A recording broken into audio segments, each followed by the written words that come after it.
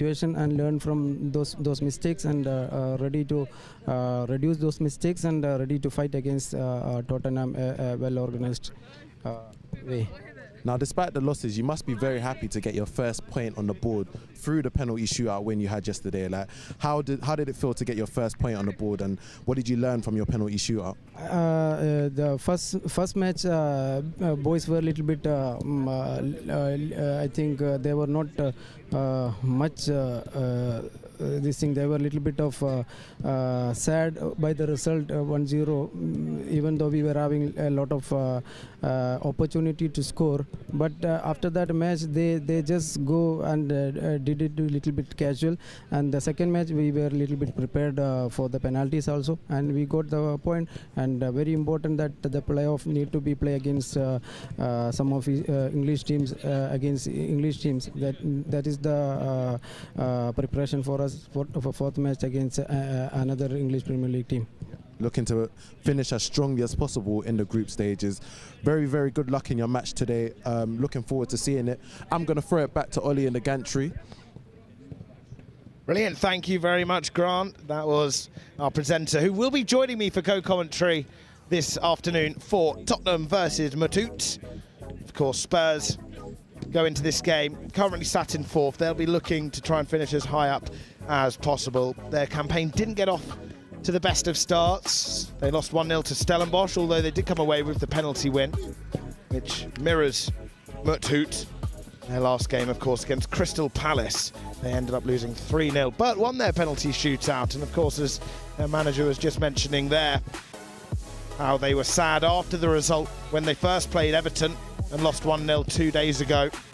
Then gave them that hunger to try and get something from Crystal Palace, which they were unable to obviously make the most of in the first 50 minutes. But the penalty shootout, however, they certainly won. It was a rather interesting one. At the time when their second penalty taker went up, of course, due to the goal, the frame of the goal, he struck it at the diagonal bar, which then saw the ball rebound away from the goal as if the goalkeeper had saved it, which then seemed like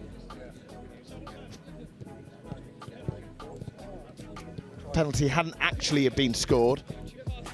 There was a bit of confusion at the final whistle, but they didn't care. They ended up winning that and coming through.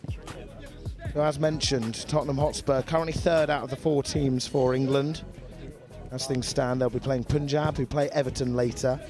What a game they had yesterday, Everton winning 6-0 against East Bengal. They currently sit top of the pile on 8 points. They're the only side to have taken all available points. Of course, how this competition works, 2 halves of 25 minutes. Regardless of the result, it will go to a penalty shootout.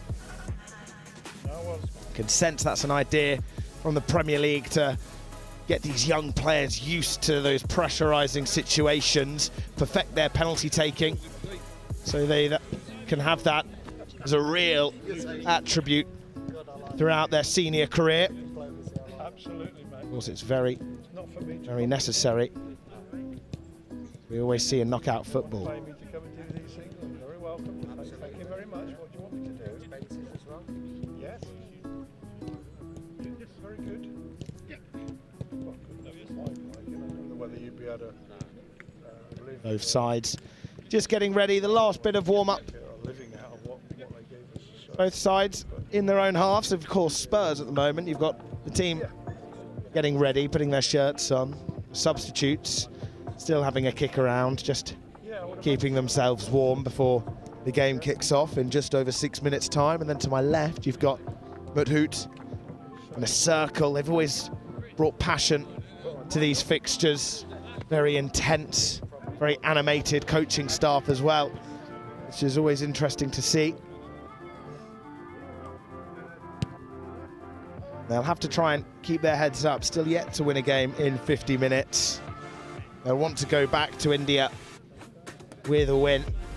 But they come up against a Spurs side that are full of confidence following their 3-0 win against Punjab yesterday. I commentated on the first game Punjab played against Aston Villa right at the beginning of this tournament, and they really gave a good account of themselves. Probably the best performance I've seen from an Indian side so far. So it'll be interesting to see how Muthoot fare against a side with 1 win and 1 loss. Tottenham, of course, will be looking to double their wins. Muthoot still in that circle, having their last team talk all together. Of course, Benji Casey, the striker for Crystal Palace, mentioned in his post-match interview with Grant the difference between playing a side from England and overseas. He feels there is a genuine trend that the sides overseas actually bring more passion and physicality. It's not to diminish the passion shown from the England sides, but you can certainly see it as well. The togetherness. Of course, this is a big event for Muthoot, as I'm sure it is Spurs too. But Spurs, of course, they'll be used to games of this magnitude, with the Premier League having various competitions that allow these sides to come up across other very good footballing sides. So this for them is just another game, but for Muthoot, it's more than that. Pride as well, wanting to go back to India with a victory. Give them something to shout about as both sides are looking ready to come on.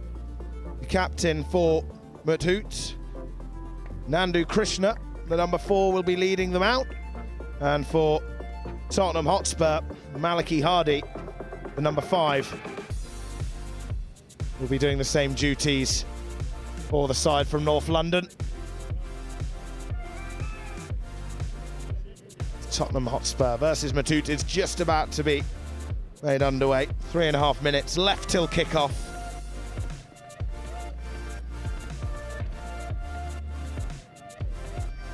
Of course, just behind me, the other game, Crystal Palace Stellenbosch. What a fixture that is. What a fixture. Two sides at the top end of the table. Crystal Palace with a really convincing 3-0 win yesterday against Tottenham's opposition today.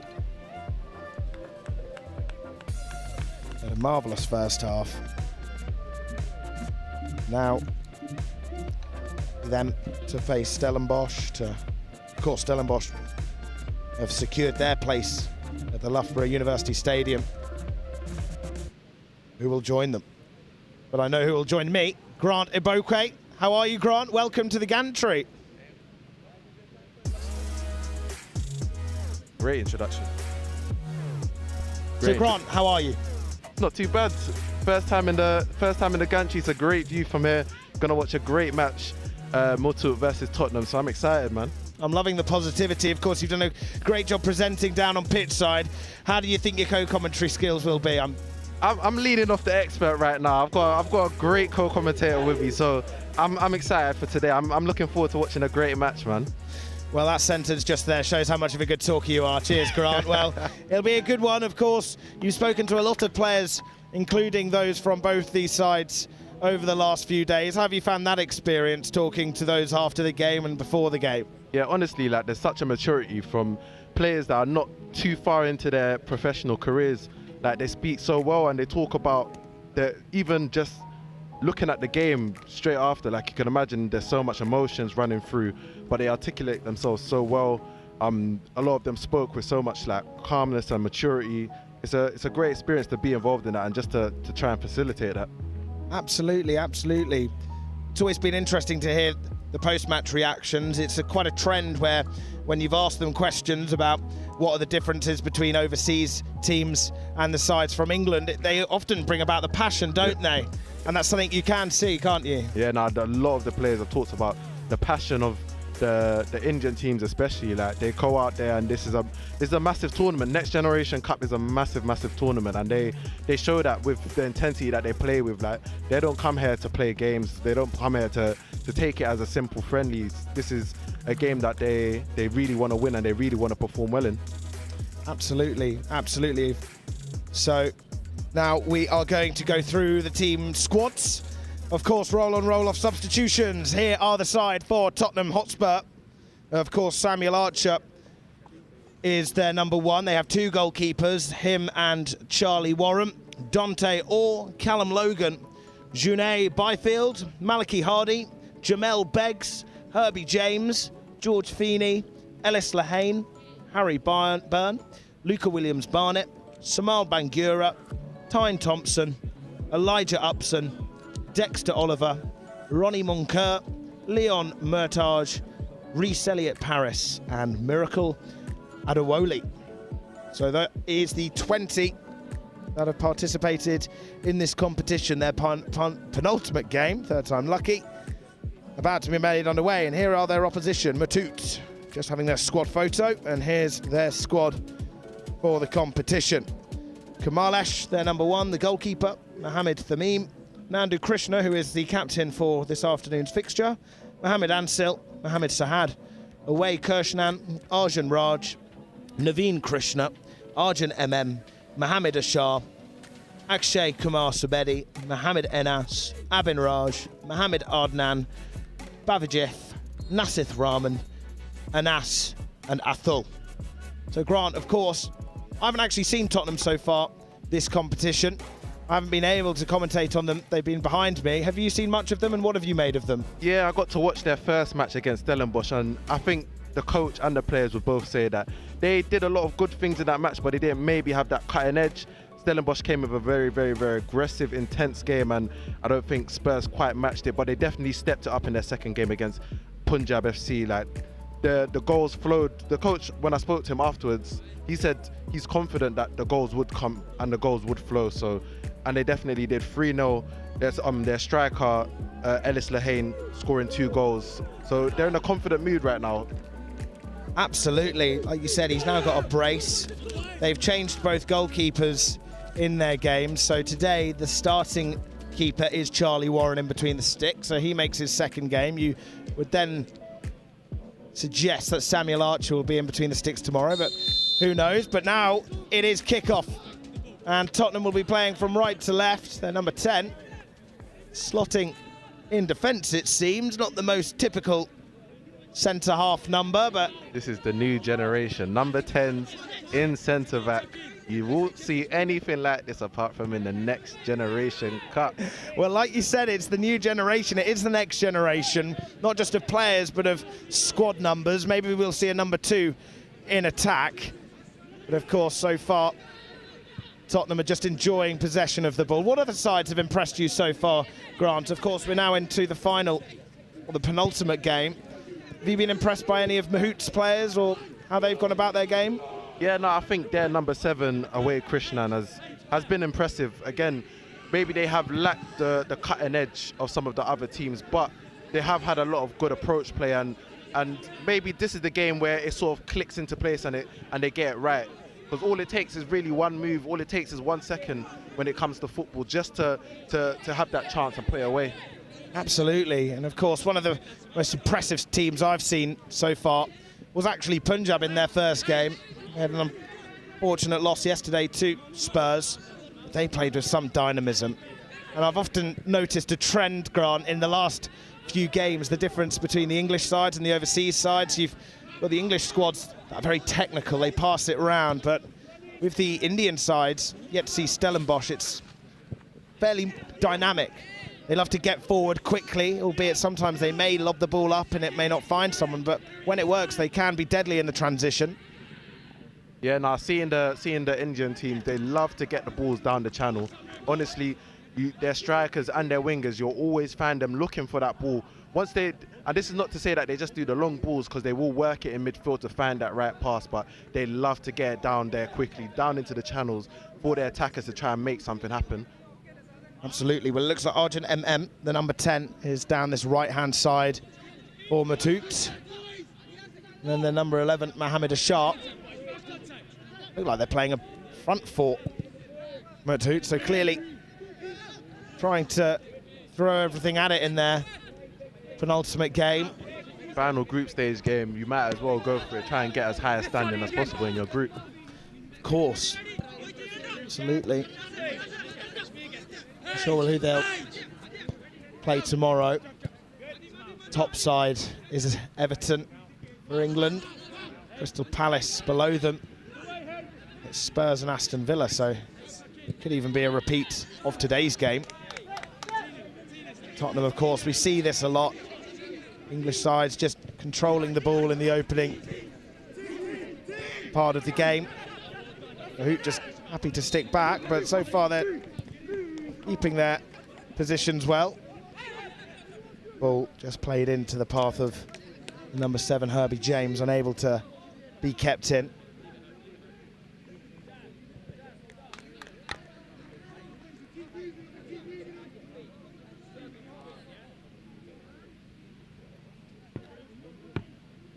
As their goalkeeper, an ass, ordering his players to go high up the field. Clearly Muthoot may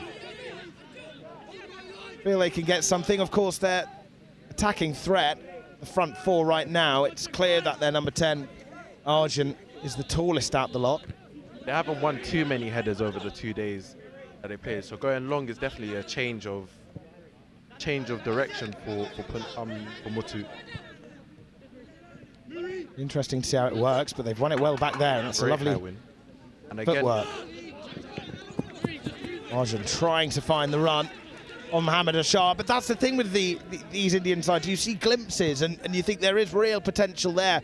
Of course, most of the time they've been unable to keep that spark going throughout the whole game, but those glimpses are certainly something for these English sides to really be cautious about.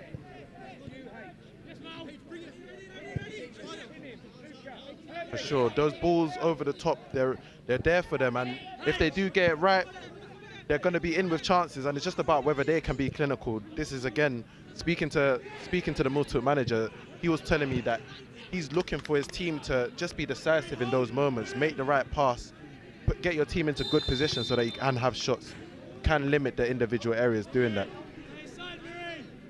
Certainly, talking about positioning, that's another thing we've seen quite a lot this tournament. A lot of offsides.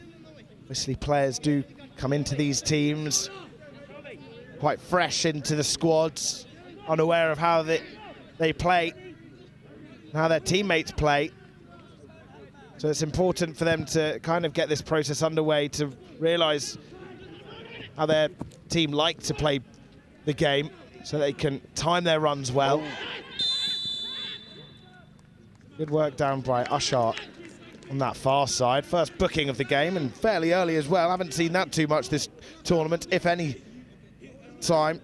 First 5 minutes, and it's Samal Bangura who's in the book. It was great work from the left-hand side, just again doggedness, attacking the fullback, and he got the bounce and he was away, and Bangura had to bring him down, so he deserves the yellow there. As you said, there's not been many, but in that case you just have to give the yellow.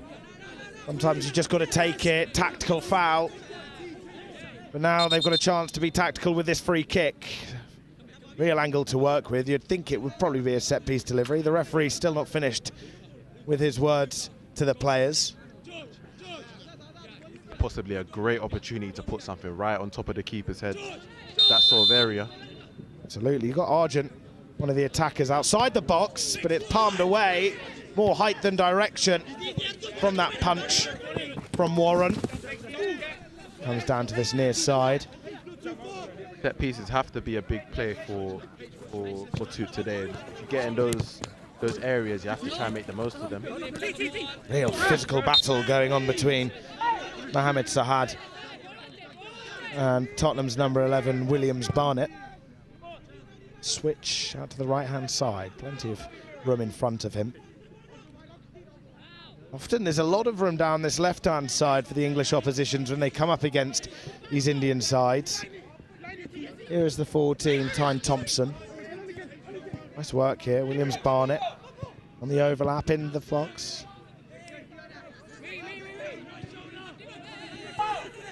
Out to Thompson.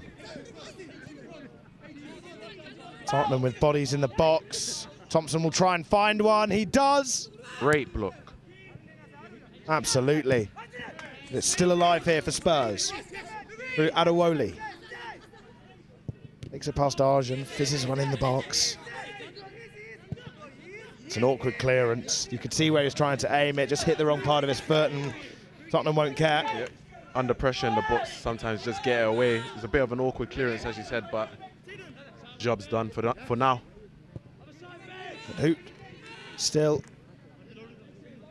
being pressured in their own half. Haven't seen much of it so far. Of course, only 5 minutes have gone, but it's been fairly equal as of yet. Muthoot with their set piece on the far side. Closest either side has come to a goal, but can they get one now? It's another low strike. Not much venom in the strike so far from Spurs, Grant. Yeah, nah, but it's a great run again. Tyne Thompson just taking on his defenders, cutting inside, and again, just really committing defenders. But as you said, the strike was pretty weak. But if he keeps getting into those positions, keeps committing defenders, he's going to find some joy. Again, loads of space out on this left-hand side, loads of space. Adewole, he's got Thompson just behind him. He'll take it to Williams-Barnett. Another low strike, another block. A clearance. Byrne, the brave header there. More direct play here. But Byrne, safety first precaution. You can understand that. Yeah. Get it down the channels, and they've won a throw in higher up the pitch. Also doing what they need to do to clear their box and just gain some yardage right now. Just before that, good work from Thompson. Lovely top of the shoulders. He takes it on the inside. Couldn't quite get the connection he wanted, but certainly tested Muthoot. He's an exciting player.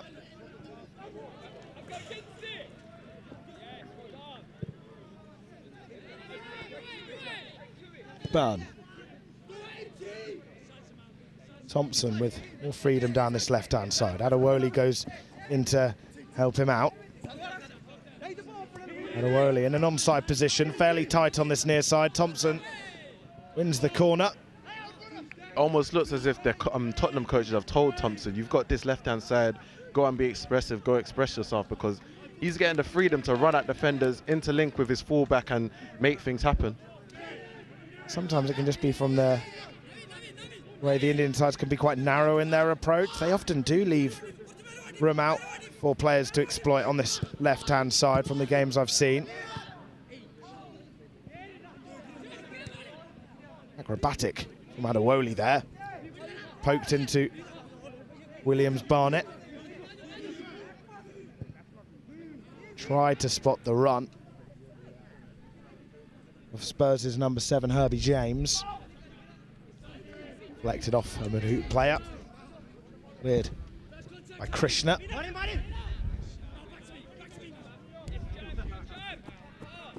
Calmly dealt with by Charlie Warren. Muthoot are pressing well. They go for the spectacular from the long range. That's another thing, the dynamism showed from these Indian sides. They like to go for the spectacular. I've seen a couple of attempted overhead kicks in the last couple of days, which is always really exciting to see. They do try to have an eye for goal. Of course, they couldn't execute that one, but they can be really exciting to watch, Grant. Yeah, nah, and they're trying to, when they can, win it high up the pitch and turn Tottenham over. Is some of their best chances to create opportunities, and again they have to be ambitious. When you're facing off against great young players like Tottenham have, you have to try and look for the little things that can give you the edge. Of course. Here's Williams-Barnett dispossessed in the Muthoot box. Thompson with an attempted slide challenge to win the ball back. He's looked lively so far, one of the most lively players in this opening 8.5 minutes. And Adewole as well, they've linked up nicely down that left-hand side. It's been a very nice left-hand side partnership between Adewole and Thompson. Just really just connecting and taking on that fullback. Haven't really seen much of the play out on that right-hand side. That's a nice turn in field from Bangura. Like he almost got fouled, but... Let them play on. Good work as the switch is cut out, but it's awkward and it ends up being a pass through to Herbie James. His strike is deflected and that'll be cleared out once again. Looking for that channel. Good work from Adewole as he intercepts.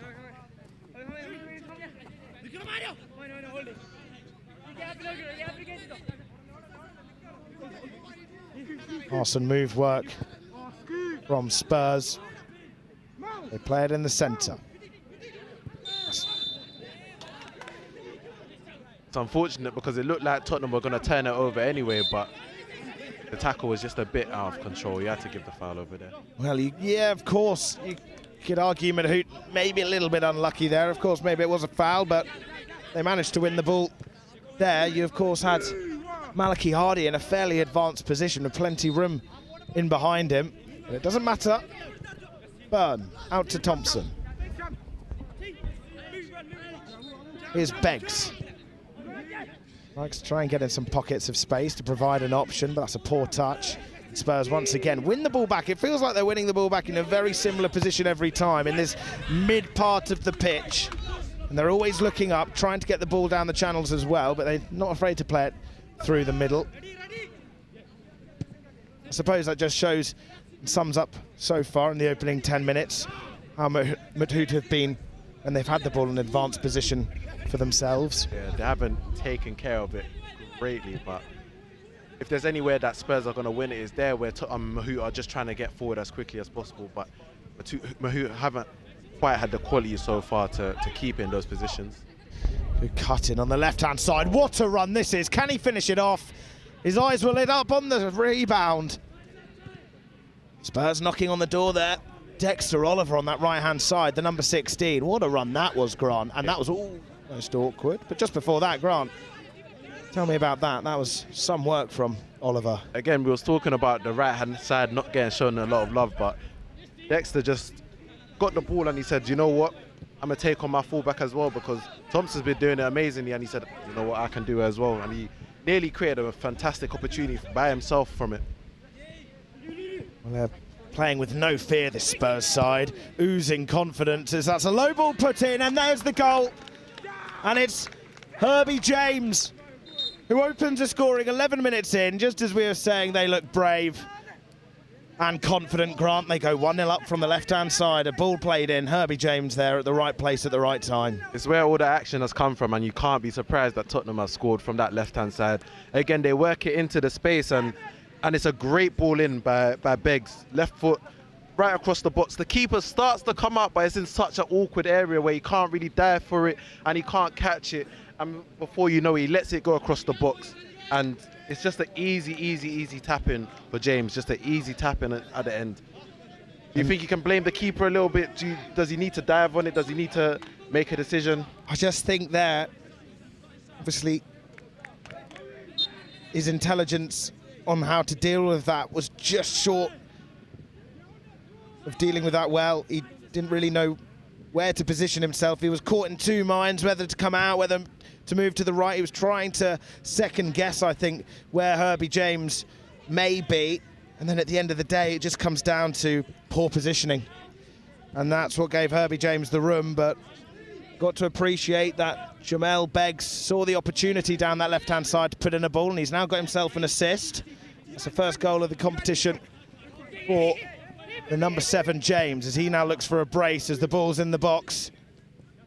The Spurs, but they lose out there, but it's a poor clearance. Fortunate. Brilliant footwork there from Thompson. He's been one of the most impressive players on the pitch so far. Adamoli again. Spurs starting to sense that they could start to try and run away with this here. Muthoot still showing that they can try and hit Spurs down this left-hand side. It's just Muthoot have to stay in the game here. This is where they concede the first goal, and if they're not careful, it could get ugly, just in terms of Tottenham continuing to attack and continuing to put that pressure on. Muthoot have to stay in the game here. They're just constantly running, Spurs, all over the pitch. They never stop. And that's a brilliant run from Thompson. Oh, wouldn't this be a goal? Oh, brilliant save. He had to come down to his left-hand side quickly there, but Tyne Thompson, what a game he's having, Grant. He's just ruining the fullback. I hate to say it, but every time he gets the ball, it's just direct. How can I get past this fullback and create opportunity for my team? Thompson has been the liveliest player on the pitch, and again, cut inside, great strike and a great save by Anas. He had to be there when it mattered, as that would have really sunk Muthoot hearts. Of course, they are still in it, and they're defending well as a unit, but Spurs are managing to pick pockets open just outside the penalty area. I think that's the key thing you just said there. They're defending very structured, Muthoot, but Tottenham are still picking the holes and getting in between the lines, and they're just creating great opportunities from that. They're really showing their quality. Of course, we've seen it happen a few times in this competition so far, where the Indian side will be in it and then the English side will just run away with it in a matter of minutes. the near post. Adamoli putting it into a dangerous area, but Williams-Barnett just unable to try and get any real connection. No. That left-hand side on combination of Thompson and Adewale is just electric right now. It's an exciting one, and talking of excitement, the goalkeeper coming off his line outside of the box to use his head. Good improvisation there. Modern day keeper, you're not just restricted to your box anymore. You've got to be able to come out and deal with that at the edge of your box, and it's very, very smart keeping, deciding to use your head. Don't really know whether you can use your hand, so you just have to play it safe. It's good work. You said modern day keeping. I completely agree with you. You really have to be a bit of a midfielder now. Of course, you're judged on the ability with your feet. Both Tottenham goalkeepers like to play out from the back. Hasn't always been successful at times in this competition. Here's a good run down from Leon Murtage down that right-hand side, but another offside position down that channel. Cutting short any Spurs attack just before the 15-minute mark. Of course, it was the goal from Herbie James just after the 10th minute to get on the end of the cross from the left-hand side, put in by Jamel Beggs. We're still having words, but there are going to be a set of substitutions. I believe they're number 6. Either having a word, having some electrolytes. Well, that's what the rest of the players will do. Just a drink break. So, Grant, in the first quarter of an hour, what have you made of the game so far? Tottenham can be very, very happy with their start to the game. Like, they came out with intent. They came out with a desire to attack Muthoot and a desire to get into attacking spaces and get these shots off, regardless of whether the fact that they've only scored 1 goal, they've been getting shots off, they've been dangerous. So this left-hand side especially can have a lot to be happy about in this first half. Certainly. Stuart Lewis, the manager, will be very happy. What a game he's had so far, though. We can talk about him at half-time. I'm sure if the game carries on, Grant, you've obviously presented with the players of the match. I wouldn't be surprised if he's to your side at the end of the game, but yeah, usually I don't let the players that I interview choose themselves as man of the match, but after this performance, I might just have to let him. If he says himself, I can't hate on it, because he's just been electric down this left-hand side attacking his fullback. This is the sort of wing play that you just love to see from young players. Fearless, taking on their fullback is what wing play is all about. I think fearless is a brilliant word to use and to describe the way they've attacked down the channels. Tottenham really showing their quality. That's the end of the drinks break just in this first half. Still 10 minutes to go of the first 25. And play will resume on that far side. Through the Muthoot back line. Murtage just trying to press, but it's cleared away. Assistant referee's flag is up on this near side. Don't know if anyone's seen, but they're now aware. So Spurs will have the free kick following that offside for Muthoot. Number 10 playing centre-back is still throwing me off. And he's proper centre, like, this isn't just, like, after a set piece, he's there. He's there, he's confident. You'd assume he could be a centre-forward, but if he's playing centre-back and doing a good job, Harry Byrne, fair play. And that's a brilliant ball. A ball that you would see from a number 10. It's maybe not in the back line, but doesn't matter. Tottenham continuing the pressure in the Muthoot half. Here's Williams-Barnett. Fed out to this Tottenham left-hand side again. That's been so deadly so far. Oh, holy, what a chip that is. Improvisation, skill. All played in again. Able to find a player in blue. Constant pressure from Tottenham down this left side. We keep banging this drum, but the attack, the pressure is all coming from the combination of Beggs, Adewale and Thompson. Is just a great triangle that's happening right now down there.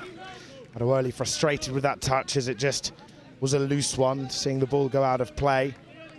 You'd think, as the game goes on, Muthoot would have to start being aware of this left-hand side and how Tottenham are managing to exploit it down this channel. You'd think that as the game grows on, Muthoot would be more aware, more defensive. That's a sloppy pass. It'll be exploited by a sharp. as they tried to bring bodies forward, but that touch falls into Spurs' hands. The block sees the strike deflected. Tottenham tried to come forward through Williams-Barnett. Muthoot with a spell of possession. Will want to make count, but they're unable to. Goal scorer James laying off Williams-Barnett. Now Thompson bringing it inside. Feeney back to James. Can he get a brace? Oh, just past that far post. Confidence showing from their goal scorer, Grant. It couldn't have been much closer. You can't get much closer than scoring from there. It's a great strike. Again, great play in between the lines, getting to the edge of the box, and when you get that sort of yardage, just that little step, and you see the goal, you're well worth taking a shot, and it's just past the post. Absolutely, he had a few yellow shirts around him as well. He managed to wriggle himself through the danger.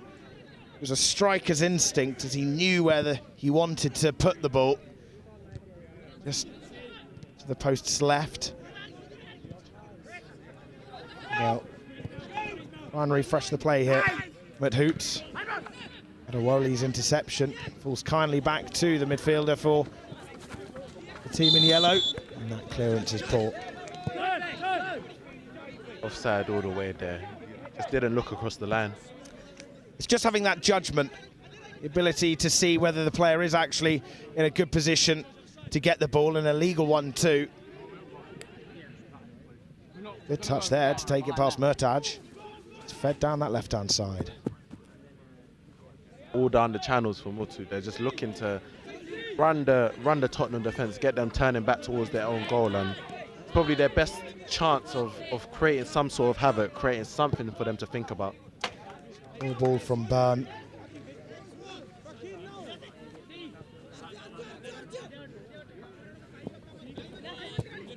It's a good touch.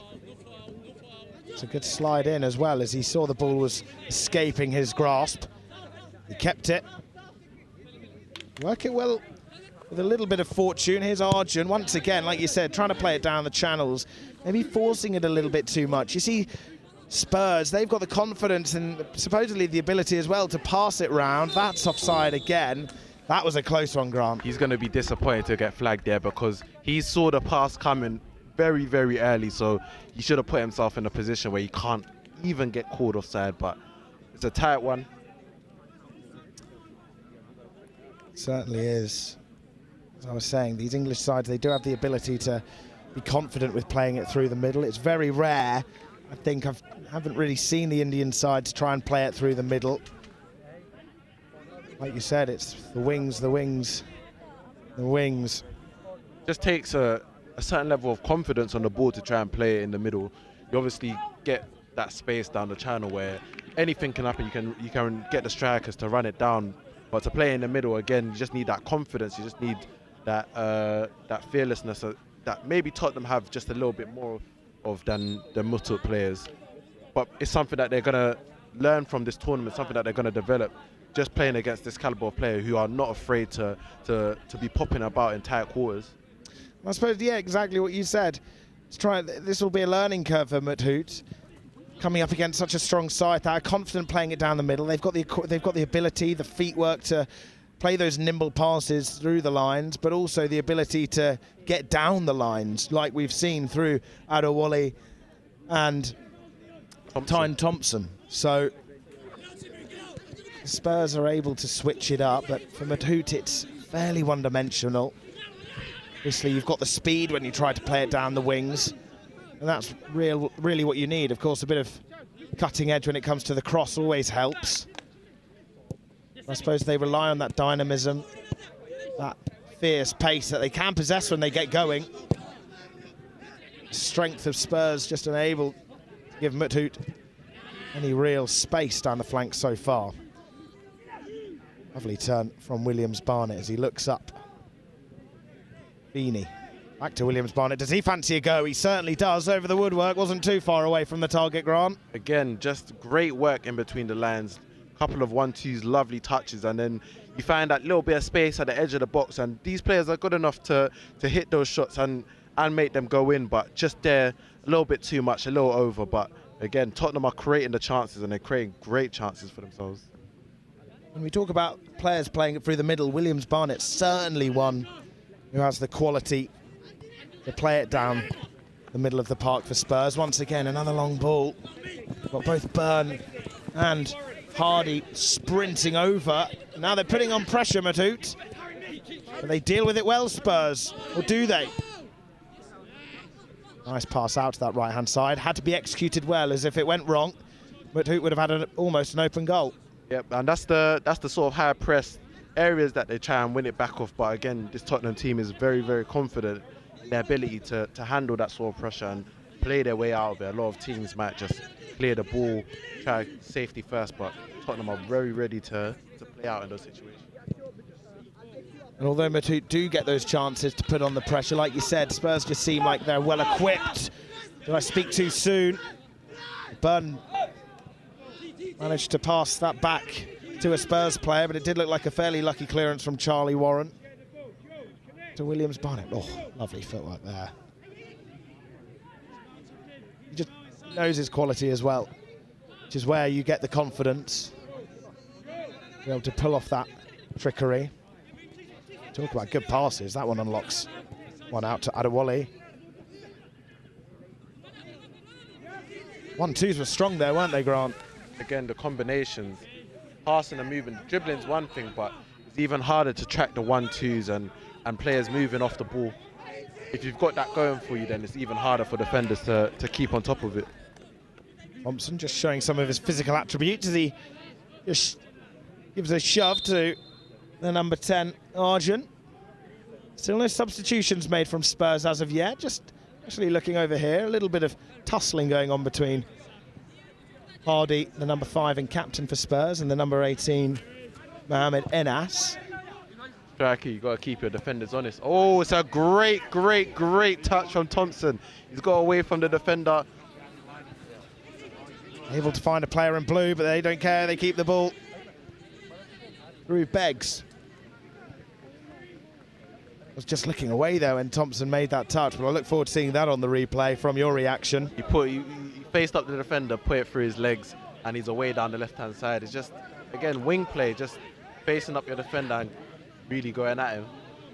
Great strength shown there from Feeney, as it looked like he was going to lose out on the possession of the ball, but just managed to deal with the power and strength from the opposition. It looked like they could have won it back, but Feeney said no, and he wasn't having any of it. The desire to keep the ball. Let's have a look here. Oh, through the legs. Through trickery at its finest from Tyne Thompson.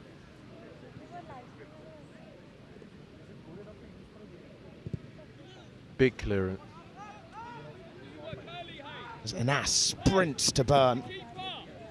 He's put under pressure this time. Warren, he's had the ball at his feet a couple of times. Haven't been the most convincing clearances, but they've worked. They haven't opened up any opportunities for Muthoot, so no real need for any criticism there. They've played it confidently at the back. You can see they're used to those sorts of situations of being able to play it close to their own goal and having the confidence to make sure there's no mistakes there. Here's Beggs, another tricky player in the middle of the park for Spurs, alongside the slightly taller frame of Luca Williams-Barnett, the number 8 and number 6.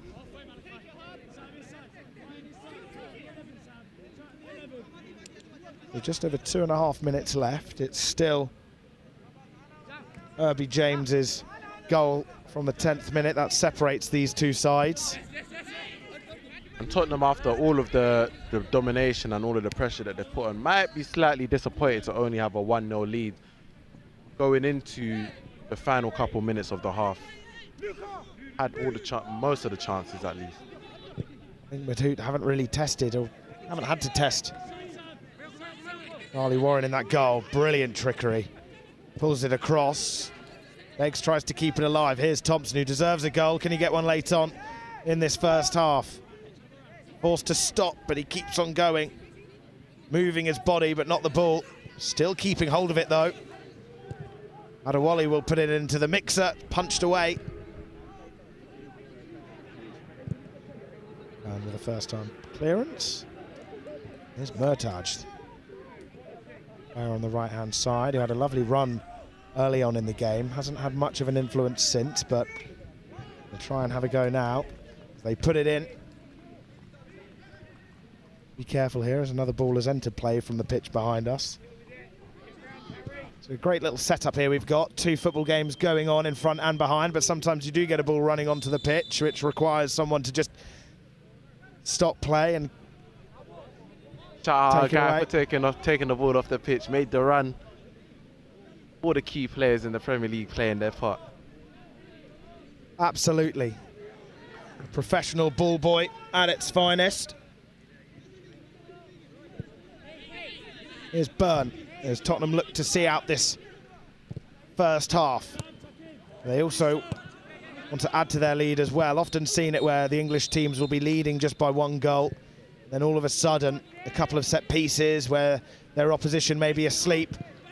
They suddenly can just make it 3 or 4-0 and completely run away with it. But so far they're not. In terms of the game, you'd say they've certainly been the better side. But as long as Muthoot keep it 1-0, they're always going to be in it. But you just haven't really made anything of their tactics so far. They haven't been that effective. They're going to need to find a way at half-time to be more of a threat themselves. There's only so long you can really contain a team without having your own threat the other way. So they're going to need to find a way to put some pressure on the Tottenham team. Byrne. 30 seconds to go.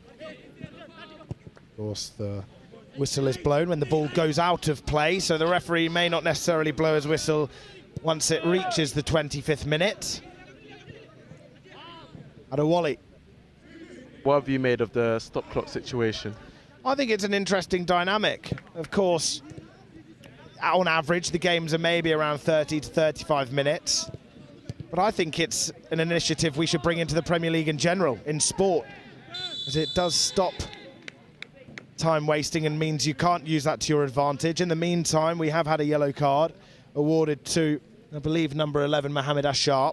So this is a last-minute opportunity for Spurs to try and double their lead.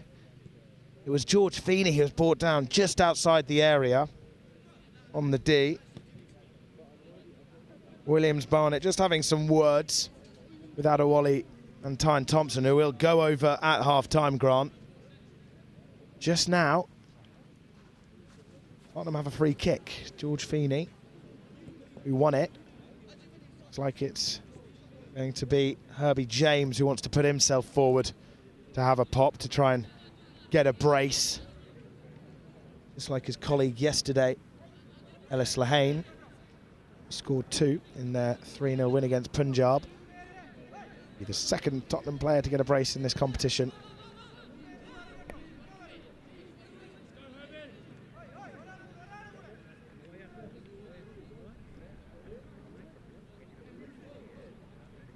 This would be something special for the players. I think it's always special taking a free kick and maybe even scoring one. Oh, great save! Great save by Anas. The save matches the effort as it looked like it was destined for the top corner. But Anas does exactly what he's there to do, keeping the ball out the net in such a good style as well. Even the Tottenham players are smiling at Byrne. I'm smiling at Herbie James, sorry, just because they saw it flying towards the top corner, and I'm sure they're even surprised that it didn't end up in the back of the net. Well, I thought I was going to then be looking and seeing that net ripple. But no, what a palm away that was. You just see his goalie glove reach up to that top corner to palm it away.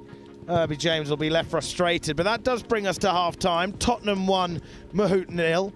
Of course, we've had a lot of plaudits. We've given a lot of plaudits to some of the players, but what's your overall half-time analysis on that one, Grant? I think Tottenham will be very, very happy with the performance. Again, I talked on about their first game against Stellenbosch, how maybe they weren't as happy and didn't do as many things as they would have wanted to, but their subsequent games, they've just really stepped it up and really gotten their attacking mojo back. And even today, even though they've only scored 1 goal, I think that'll be the one complaint that they had. They haven't put away as many of their chances as they would have wanted to, but still the play has been great. They've really done a number down this left-hand side. Thompson and Adewale both just really attacking the fullback, and the combinations have just been too much for Muthoot to deal with. Absolutely, completely agree with that left-hand side as well. I mean, Jamel Beggs, I think, has had a really good game in the middle of the park. Always keen to get on the ball. He's always communicating. You see him looking around, scouting out the areas, knowing where to try and play the next pass. And he's just managed to link up the play really nicely when we've seen those triangles from the left-hand side to the centre. Jamel Beggs, more often than not, is the one plucking the strings in the heart of that Tottenham midfield. Of course, they've still got other players to bring on who have scored. Ronnie Moncur, he scored Tottenham's first goal in their 3-0 win against Punjab yesterday. Of course, it was a frustrating result against Stellenbosch. They did win the penalty shootout, Tottenham, which gave them something to shout about. So both penalty shootouts they have won. They have the opportunity, of course, to make it 9 points today. Currently, they're sat on 5. 1 point, of course, from their penalty shootout and the 4 from yesterday. So theoretically, they could still finish top. Everton, of course, play Punjab later. They're on 8 points. You feel like Everton are certainly going to be something special over the next couple of days with their game later and tomorrow. As for Muthoot, we've obviously, of course, spoken about Spurs. What have you made of their performance? I mean, we've discussed the way how they approached it tactically. What would you be saying to the squad if you were their head coach at half-time? I think I'd be looking at ways to try and turn the tide for Muthoot, because as well as they've tried to defend, there's only so long you can really go on sitting at the edge of your box and trying your best to contain the Tottenham team. They've got to give the Tottenham defenders something to think about, whether that's continuing with trying to find the channels. It's a tactic that hasn't worked particularly effectively today. They've tried, but they haven't really been able to keep it up the pitch, which has meant that Tottenham are keeping on coming back and attacking them. So maybe the coach will just tell them to be a little braver on the ball, string a couple of passes together before they try and look for the channels, just to try and draw Tottenham onto them, try and draw a little bit more pressure before releasing it down the channels. So I think that's why I tell them, just keep the ball. The ball is currency. The ball is money. If you have the ball, Tottenham don't, and they just have to find a way to bring Tottenham onto them so that they can find the spaces in behind. The ball is currency. I like that metaphor, Grant. I think I do completely agree with that analysis. Of course, you want to keep the ball. You can't always just lump it up the field. Why don't you try and have a go playing it round? Try and invite that Tottenham pressure. Because at the moment, Tottenham are able to just keep themselves to themselves, stay in their positions. They've got their their back four dotted across the back line.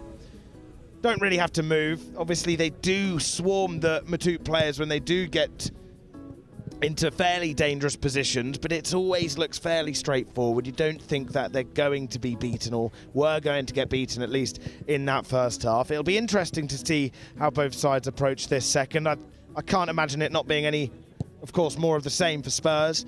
As for Muthoot, I mean, a lot of times when you have seen these games between the English and Indian sides, the English sides do control the ball, and you would think that Muthoot may try to change things up, and the Indian sides would try to play a different way, but typically from what I've seen, the first few minutes of the first half, the second half could be a little bit different, but then towards the end of the game, you start to see them go back to, I think it's their default, really. I suppose when you're playing a team of high class like Spurs, Aston Villa, Everton, you're going to want to defend and just try and lump it forward, but I don't think there'd be any harm in just trying to keep the ball, like you said, Grant.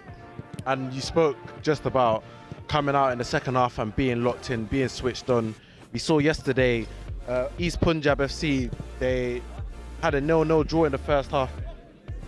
East Bengal FC. They had a 0-0 draw in the first half against Everton, but Everton came and scored exactly straight after half-time. So also need to be careful about that as well. They don't want to come out in the second half and just be blown away by Tottenham. They have to make sure they keep it locked in, keep it steady, and maybe later on in the half, that's when they can be a bit more adventurous as well. Maybe that's when they can look to try and exploit some of the gaps in Tottenham, but they have to make sure they start the second half strongly and no silly mistakes, as the manager said pre-match. Absolutely. I think that Everton performance yesterday and the start of the second half is the best performance I've seen from a side so far. Of course, they scored 3 brilliant set-piece goals to get them 3-0 up. But what a performance it was in general, just a pure control and using those set pieces. So far, Tottenham haven't really had many set pieces to shout about. The one thing that they did have was that free kick at the end. Arguably, you could say Muthoot will feel lucky, but then, of course, it was brilliant goalkeeping. So they've got their goalkeeper Anas to thank for that, because if he wasn't there, it'd be 2-0. Yeah, nah, that's one of those situations where the free kick is perfectly matched by the save. Like, it was arrowing into that top corner, and Anas just had to fling himself and his right arm to keep that out of the net. So yeah. Well, the other game has kicked off behind us for this second half. We've got Crystal Palace taking on Stellenbosch, which is 0-0. It's a big game between both sides. They'll want to make it 3 wins in 3, Crystal Palace. As of yet, it's currently goalless by two sides that have had very similar campaigns.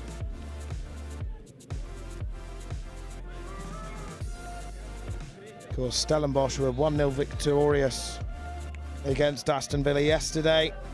1-0 against Spurs. So there's some side having to beat this Spurs side. It would have been an interesting matchup. Of course, we had our other commentators, Tyler Morris and Ollie Sasson, on that one. They did commend Stellenbosch for their approach. Mentioned how Spurs didn't really set anything alight in that game. Of course, they had their chances at points. I know for a fact that today, Spurs are certainly having one of their better games of the 3. Just from the way they're managing to command themselves, their game management, their confidence as well. And we're about to get things kicked off again, Grant. So it's currently 1-0 to Tottenham after a strong first half performance.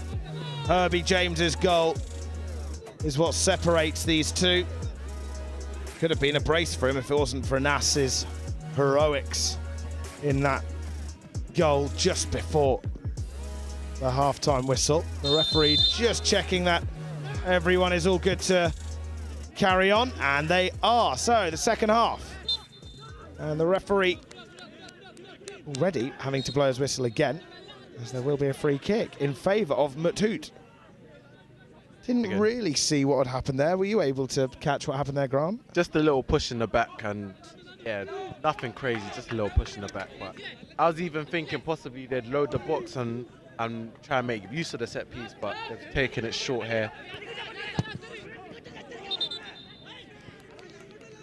Well, that's interesting, because of course we were talking about how they should try and play it short, play with the ball.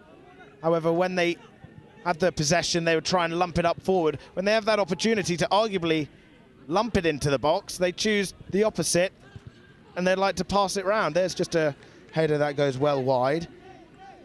So when you'd expect Muthoot to try and play it into the box, they obviously choose to play the possession approach. Then when you'd think that they should do the possession approach, they do the direct approach. Gotta keep your opponent on their toes, I guess. Absolutely, be unpredictable. Of course, the managers will know far more about me, about tactics than I would, so I'm sure there is some thinking behind that. Just interesting to see, following our comments about their approach in that first half. Byrne, who we picked out for being a centre-half, wearing the number 10 shirt. Here's the goal scorer, James, who isn't given much time on the ball. Muthoot look to try and get it down to Ashar on this near side. One thing we didn't pick up, Ronnie Moncur, half-time substitution. He's come on. I'm trying to figure out who came off. I believe it's the number 8, Feeney. Of course, he did actually get the knock when they got their free kick just before the half-time break. So perhaps it's just for precaution measures from Stuart Lewis. Tottenham still have another game, so more opportunities for players, but Ronnie Moncur, the goal scorer in yesterday's game against Punjab, is now on the pitch, so it'll be good to see how he fares in the second 25. Burn in towards Williams Barnett, who looks strong in that midfield, and he continues to do so in this second half. What a turn and touch that is. It's fed out to Muthoot. Promising position for this. Another impressive player from that first half as well. Jamel Beggs. Janae Byfield has also come on, the number 4. You can see in replacement of the number 5, Malachy Hardy. Oh. And it's 2-0. Oh. And it all came from Murtaj. Just as I was going over the substitutions, Tottenham managed to conjure up their second of the afternoon and put themselves really in the driving seat, Grant. Yeah, it's a great jinky run from Leon Murtaj down the right-hand side. Got a little lucky bounce, but again, this is the persistence you need as a winger, just to sniff out where the ball might land, and he's tried to put something across the box. I believe it's taken a little nick and it's wrong-footed the keeper completely. I have a lot of sympathy for the keeper in that situation. He's expecting the ball to go across the box, but the nick has taken it to his near post, and he's wrong-footed. He's stuck in the ground, and there's nothing he can do about that. Really unfortunate. The player that got the final touch was their number 5, Mohamed Ansil. But like you said, the persistence down that right-hand side to just put the ball into a dangerous area, to have the precision as well, although it did require a bit of fortune. At the end of the day, it went into the back of the net, and that's all that matters, and that all stemmed from the persistence from Leon Murtaj.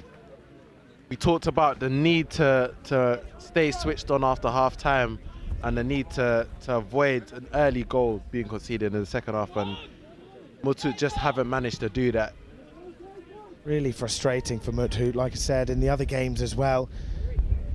There's been a lot of goals after the half-time break where the English sides have scored against the Indian sides, either of it being a set piece or something like another goal in open play like that. So it's unfortunate for them, but maybe it's just them sleeping, sleeping. It's about staying switched on after half times, the easiest times to concede a goal, because you're possibly still thinking about the first half, or you're not ready to go in 100% from the kickoff, and in those situations,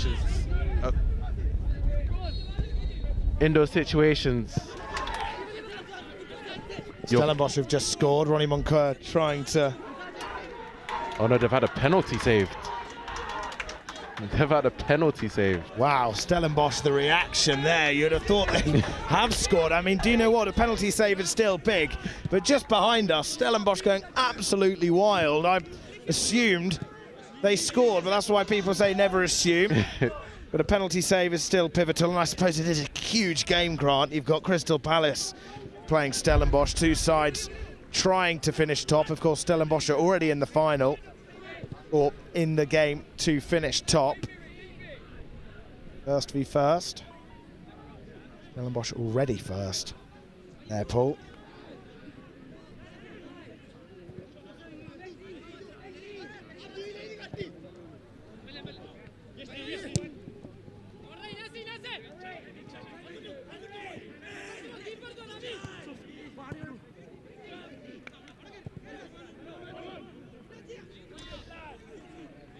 We work here from Williams Barnett, bombing forward with plenty of room down this right-hand side, but he chose to play it down the middle. Here's Herbie James as Tottenham look for a third.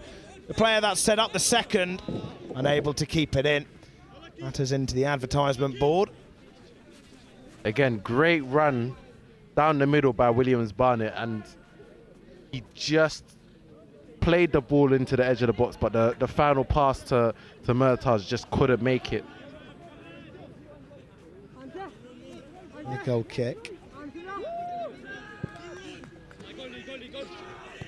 Just slightly behind their number 44, Babajiv.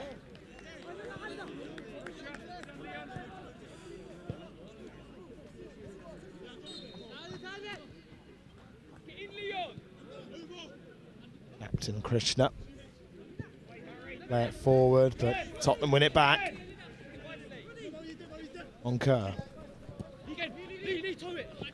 Quick feet from Murtaj.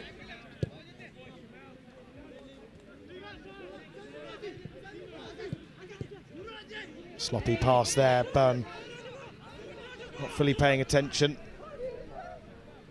Now they've got an opportunity here, a rare opportunity to try and half the deficit. Calls for a foul, but the referee straight on it to tell the player in yellow, a shot. And he went down not being fouled, so play continues in favour of Spurs. You're never going to get the foul for a weak challenge like that. You've got to try to stay on your feet in that situation. One thing I've been impressed about the English sides this competition so far is when they have been fouled or there has been a call for a foul, they still continue to remain on their feet and play to the whistle, and you argue that a Shah could have done that there. They had the ball in a promising position. I think he just went down clumsily, hoping that they'd have a chance to get a set piece. It's funny enough, it's something that I was speaking to the Stellenbosch coach. He noticed that you're not going to get the sort of fouls that you get in South Africa in this tournament. You're not going to get the weak touch fouls that maybe you'd get in South Africa. So he's told his players, you have to stay on your feet, you have to try your best to protect that ball, because you're not going to get the foul calls you think you're going to get. It's a very interesting point. Of course, sometimes people have mentioned that referees can give challenges too easily. In this case, it hasn't been the case. Adewale making a dangerous run, darting into the box. Goalkeeper well out of his 6-yard area. Looks fairly injured. He just tried to seek that run in behind. Just lost his footing. Anas well off his line to try and do his defensive duties. He will have to see some medical assistance now. Yeah, it was good play by Tottenham to work it, and then Adewale is just running into the box and he tries to poke it past the keeper, but I'm not really sure how the keeper got injured. Maybe it was a collision with Adewale, but it seems like he's in quite a bit of pain there. Hopefully he is all right. Of course, we did see one of the players for East Bengal yesterday go off stretchered, which is never nice to see at a tournament in general, of course, but in a tournament where it's promoting the youth sides early on in their careers. Want to see them play as much as possible. He went off stretchered, looking like it could have been a collarbone issue potentially. There are going to be a couple of substitutions though, Grant. Dante Orr, the number 2 for Spurs, is coming on, as is Ellis Lehane. What have you made of those players when you've seen them? Yeah, Lehane, he's again scored 2 goals yesterday, and he spoke to me about how frustrated he was that he didn't get on the score sheet in the first game, and he really wanted to make up for it in the second game. And the number 2, I've seen him play in the right back position over the last 2 days, and being on the touchline, I've been able to hear a lot of the instructions that the Spurs coach has given him, and he seems like a player that loves to take on instructions, loves to learn during the game. He's really adapted to that role of coming inside as a fullback and playing in the midfield role, so I'm interested to see how he plays this role as well. Very interesting point, how he likes to learn throughout the game.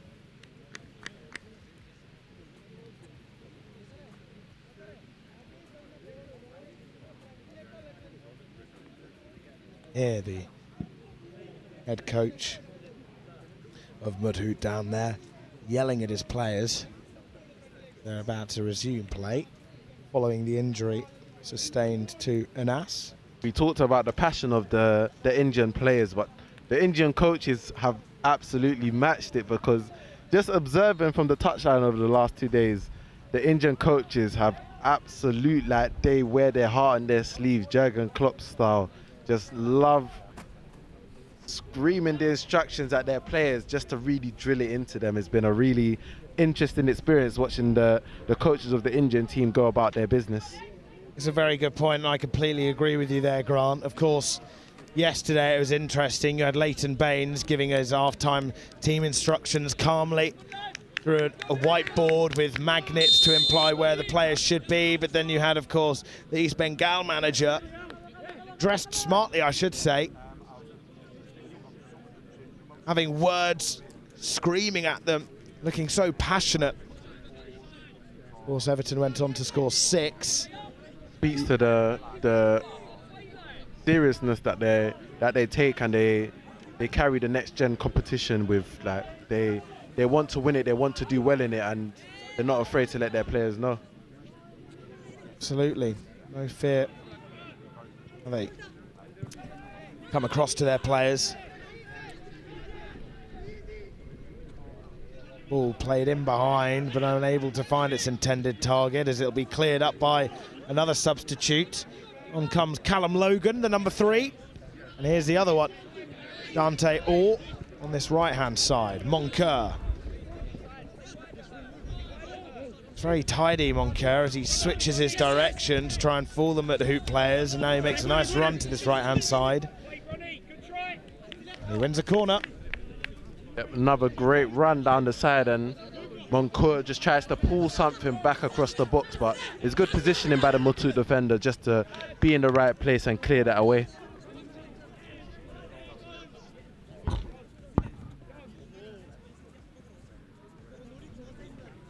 So, first corner of this second half. We'll go to those in blue.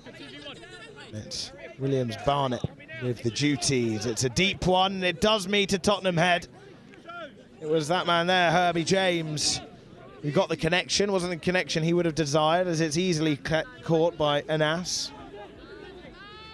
And another substitution coming on. Athol, the number 99 for Muthoot. Cleared from deep by Bavajif. Taken down nicely here. Energy shown by Spurs as they bring it forward. Just try to chip it in behind. Calls for handball. It's Thompson, who had a brilliant first half. Haven't seen much of him in this second 25. It's been a bit stop-start so far, hasn't it, Grant, in this second half? Yeah, it's been a lot less focused on the Tottenham left-hand side. It seems like they've switched the focus to the right-hand side. I can say that we've got a Stellenbosch goal, and in typical fashion, they are celebrating hard.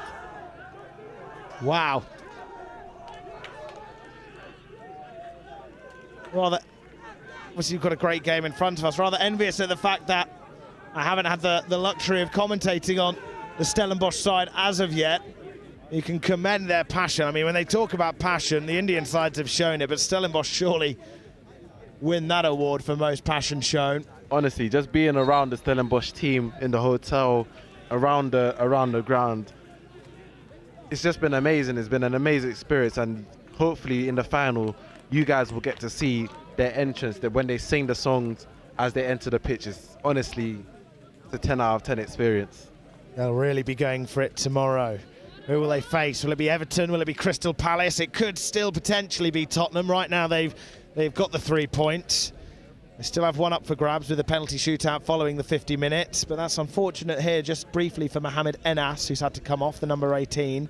He's replaced by Athol, the 99, but Enas limping off. It looks like there's an issue with his left ankle. Yeah, he went down and he stayed down even as Muthoot were attacking. All played into their near post. Tottenham deal with it well. Look at that pace from Williams Barnett as he just slides it into the path of Burn. He's unable to fetch it, but he's not giving up against Krishna. But Hoot come away with it. Just going back to what we talked about, it seems Tottenham have gone away from using their left-hand side that worked so well in the first half, but you have to say they made their second goal through the right-hand side, so you can't exactly say it was a bad decision. Well, they're using their flanks to the fullest they can. Of course, the first goal came down the second goal came down the right.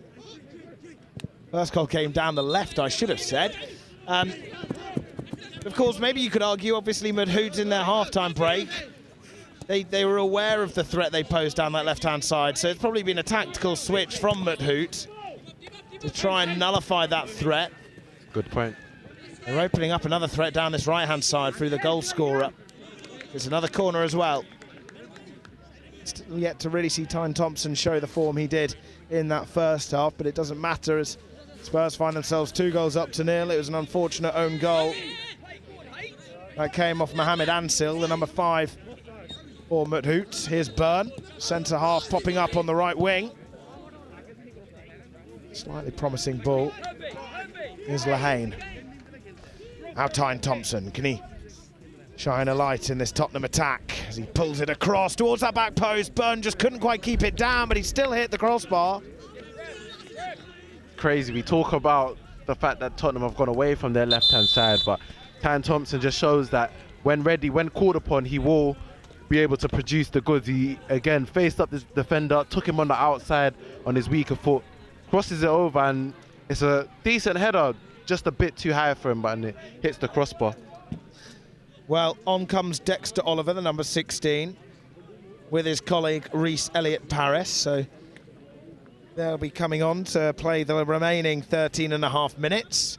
There will be a drinks break temporarily, as we are at the halfway point in the second 25. But of course, the second half got off on the worst way if you're a Muthoot fan or player, with an own goal just moments after their goalkeeper Anas made a brilliant save to keep it 1-0. It was then his colleague that accidentally steered it into his own net. Plenty of noise going on behind us.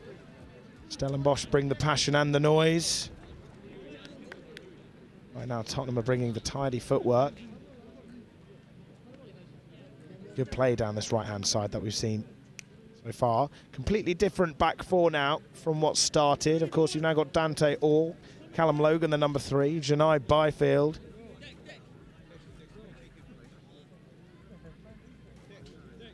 Looks like Adewale, who's still playing that left-back role, so 3 out of the 4 changes. Of course, comes Elliott-Paris and Dexter Oliver. Here he is, the substitute Logan. Hustling for the ball, but once again, another brilliant player, Williams Barnett. He's done every basic thing right today, and some argue that is what perfection is, doing every basic thing very well, and so far he's done that. An ideal performance, and this is quick footwork as well from the substitute Oliver, with a point to prove, as he started on the bench, unable to find a player in blue. Here is the own goal scorer. Brilliant anticipation there from Orr. The ball filters onto the second pitch behind us.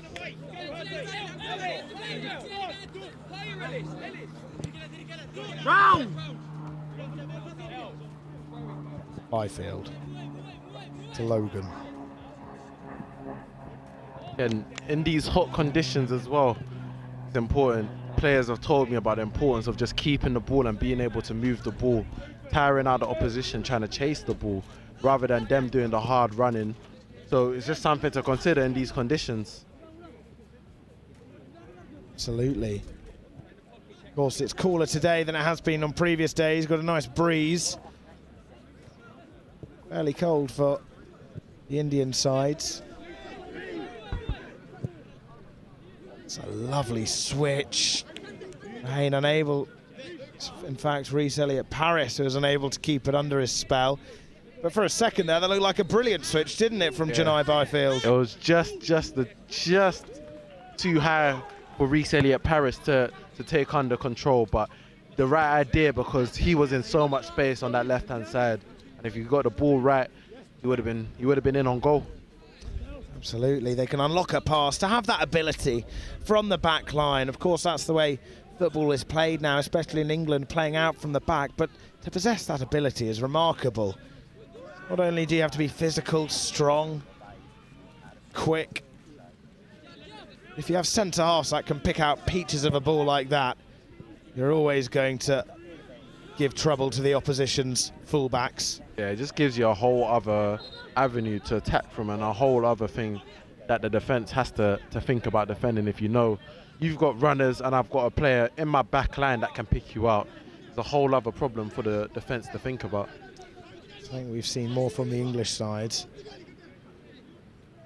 Obviously, the Indian sides have tried to play that way, have tried to get it forward and maybe be more direct, but talking about good play here is the man that's currently on a brace for the competitions with his goal tally. He wins a corner.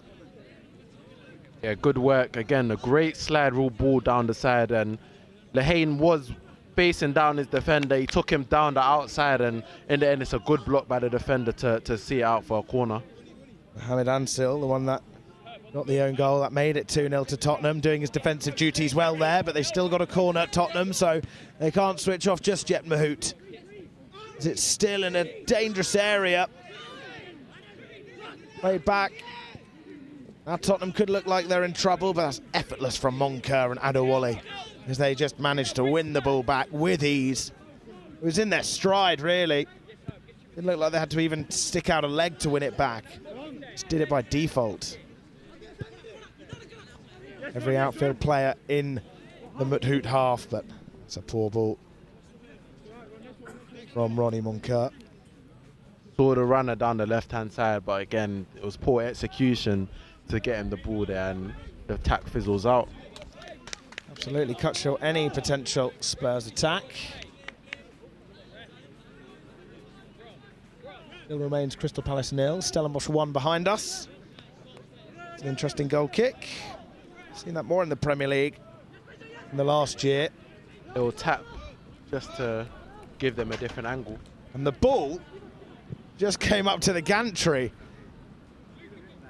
It was good anticipation by the Spurs coaches to move their heads. Could have been a... Could have hit us and given us a bit of a concussion, which wouldn't have been good whilst we've got the mic in our hand. We're completely uninjured, but Muthoot with a brilliant save again through their goalkeeper, Enas. It was Williams Barnett who tested him towards his near post. It was a curling effort. Nicely laid off as well. Clean strike that. There he is, he deserves a goal. Surely. Oh, Lehane, great leap, but maybe just couldn't get the power onto it. Real physical player, Lehane. I mean, they've got two real tall giants for their age in Herbie James and Ellis Lehane leading the line. Of course, we've seen James popping up on this right-hand side, currently wearing the captain's armband, following the departure of Malachy Hardy. He likes to play down this right, but certainly a versatile forward. This long ball finding its way through to Athol. He's brought down. Free kick just outside the area. Well, that's where the referee's pointing, as if to say it will be a free kick. Will we see the same type of heroic goalkeeping that we saw in the last one from Enas? It was finally a chance for Muthoot to just break out and put something for their strikers. Their attackers have been feeding on absolute scraps, and it was just something for them to attack, and they made the most of it. The defender pulling him down just on the edge of the box. The position is a bit of an awkward one. It's a bit difficult to strike it from here, but a technician could possibly do so, but it's also a great position to put it into the box from. Angle to work with. It looks like it's going to be from the right foot of Naveen Krishna. Oh, no. You won't want to look at that one back. Trying to replicate the accuracy that Herbie James had. Of course, it was brilliant goalkeeping from Enas to deny him. But goalkeeper Charlie Warren was not required there for that effort. The less said about that effort, the better. Well, we'll move on, and so will the play, as Tottenham find the ball in their own half through Logan. Moncur just in front of him, who likes to pop up in a multiple.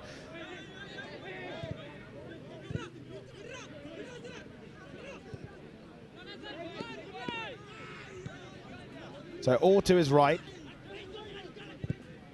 He chooses another switch. You can certainly see that's a quality he possesses, Janai Byfield. I've seen more switches now since he's come on. Long-range effort, blocked, never troubling them really.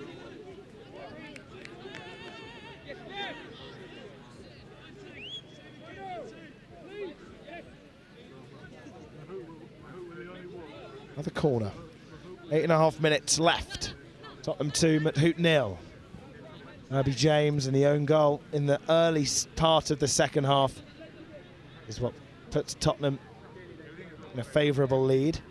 Another substitution. That's the end of the day for Herbie James. And he comes off for Elijah Upson, number 15, who just creeps towards that back post for this corner. As he lurks, almost gets something underneath that ball. Going to be struck with his left. Confidence shown from Dexter Oliver. Yeah, he found himself at the back post after the corner was cleared, and again he just decided to take on his left foot, his weaker foot. Decent strike, but again a nice block. Here he is, Oliver. That's good work. Beats a Shah. Visiting a low ball. Ooh, he's bouncing. Oh, they haven't cleared yet. Surely. Oh, and it's a great block on the edge of the box. On the edge of the oh. My word, look at the goalkeeper, and that's just leaning on the pole. He's been tested multiple times, so maybe he does deserve a bit of a break, but he'll be able to get one in about 7 minutes' time, but not for now, as Tottenham keep the energy up and the intensity with this corner out of Woolley. They play it out from right to left. Here is Williams. Barnett throws a lovely pass through. Once again, the keeper coming off his line. What a block that was. He said about how good it was. Oh, flaring up. Starting to see some pushing and shoving going on. That was a pretty hefty push. I believe it was Lehane. Players getting frustrated here. Tottenham, you don't need to lose your heads. You're 2-0 up. I think the Muthoot players were a bit frustrated that the keeper grabbed the ball, and I think Lehane maybe still went in for the challenge. Maybe they thought he did that a bit nastily, and they've reacted to that. But again, Tottenham 2-0 up. You don't need to concern yourselves in things like that. I think there might be yellow cards. I suppose when you are this age, tensions can flare up. We do see it in senior football, of course, but typically when you do see that happen, a lot of people say you should be keeping your head at that age. So there is some excuse here for these players, only under 19s, getting used to playing these different cultures. And that's part of the Next Generation Cup, playing these different cultures. Some can be more feisty or have a go-for-it attitude. So you can come across these frustrations, and I suppose you just saw a bit of a collision there in tempers. Tottenham reacted to Muthoot's frustration, but every player remains on the pitch. No red cards, no yellow cards. Muthoot just having words with the referee.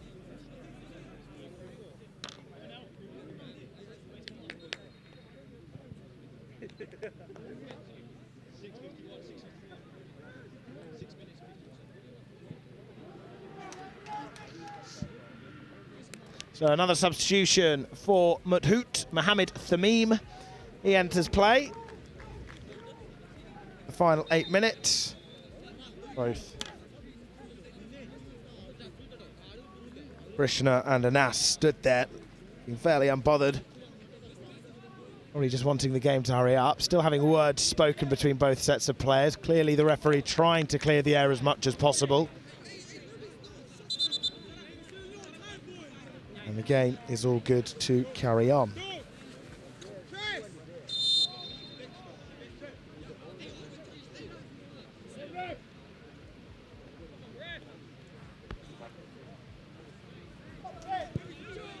Anas out towards that right-hand side, occupied by a Shah, but it's almost given away. His captain Krishna there to thump it forward, get it away from danger. Muthoot unable to keep that under their control. That's because of a Tottenham foul, so Muthoot have a free kick. Shah finding a bit of room on that right-hand side. Able to make anything count. Tottenham feeling comfortable here, but almost a risky pass back from Upson as you've got Athel chasing down that Tottenham defence, but they managed to beat that half-hearted press from Muthoot and almost spread a lovely ball forward, and they have, and it's 3! Oh, Reece Elliott-Paris making it 3, getting on the end of that brilliant ball from Dante Orr. You've got to admit the substitutes have possessed such brilliance in their long passing skills. yeah, the substitutes haven't made the intensity of Tottenham go down, and I think that's an important aspect. It's a great pick up by Daniel Orr. Dante Orr, just to see the run and have the confidence to pick it out. It's a great pass, and then composure from the attacker to just take it round the keeper and slow it into empty net. Lanas was well off his line. He was almost in line with the edge of the penalty area. Seen that a couple of times as well, where the defenders from an English side may lump it forward, but the goalkeeper is very much out of his line, which is risky. You've got to get there before the attacker does, and on every occasion I've seen, the majority of them have been won by the attacker and often led to a goal. And it did just that for Elliott-Paris. Another player who's played the whole game, Adewole, he's impressed, and can they make it 4? Great block. As Dexter Oliver just tried to keep it down and then rifle it in. Here he is again, Oliver, putting one into the danger zone. Picked up by Williams-Barnett. Will he have a second pop at it as he tries to keep it under his spell? An interesting clearance. Nobody up there for Muthoot, so they're literally clearing it into green space. It's just not gonna stick up there if you're doing that. But here is Orr, put under pressure from Athel, or somewhat. Kerr has looked tidy since he's been on. That's not the most tidy of passes made by Janai Byfield. Another player who's been brilliant at spraying passes forward. Here comes the third goal scorer, Reece Elliott-Paris, who wins that throw. So just over 5 minutes left. It's Reece Elliott-Paris who makes it 3. Getting on the end of that ball played from the substitute, Dante Orr. Byfield.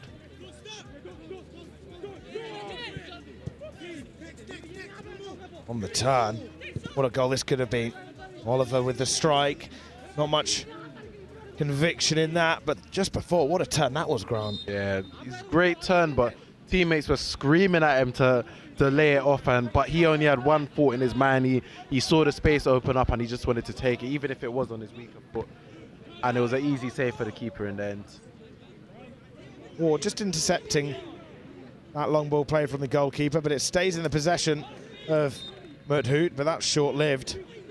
Good track backing by Dexter Oliver. To that right-hand side.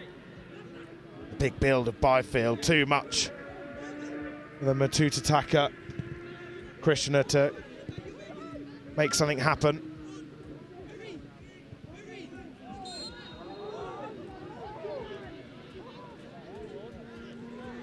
One and a half minutes. Tottenham have won the game. Still have the penalty shootout to come. The ball played out to Cowan. Callum Logan on that left-hand side. Never a handball. Logan would disagree, given that reaction. Here's Krishna, once again up against the tall frame of Byfield.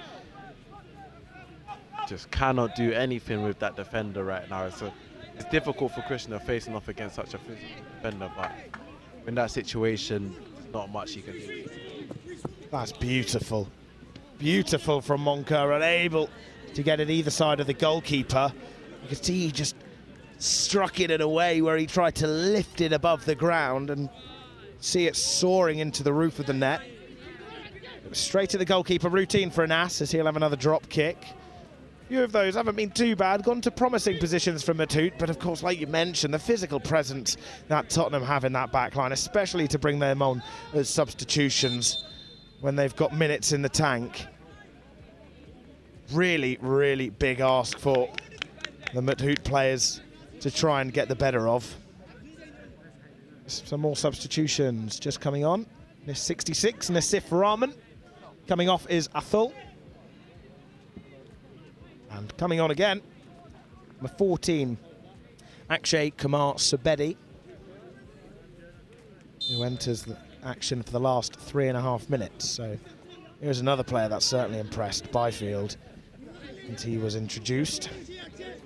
Or as well, a lot of quality this Spurs side, don't they, Grant? The fact that they've bought off players that look very good in the first half and bought on really strong defensive players who I've admired, but especially others like Moncur.